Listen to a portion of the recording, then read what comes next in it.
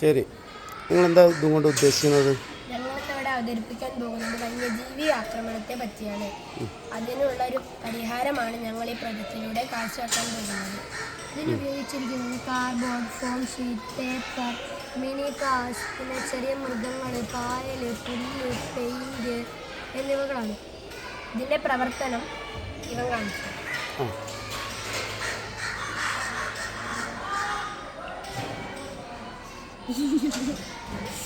ചെറിയ കമ്പിയ കണക്ഷൻ വിട്ടു.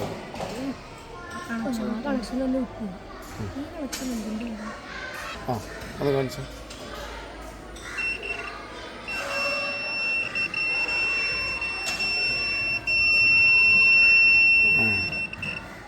ഓക്കെ, ഇതിൻ്റെ ഒന്ന് വിവരിക്കാൻ പറ്റുമോ?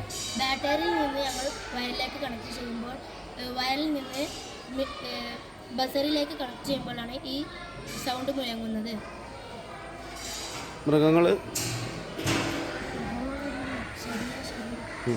മൃഗങ്ങളുടെ ശരീരഭാഗം ബസറിൽ തട്ടുമ്പോൾ ശബ്ദം ഉണ്ടാവും.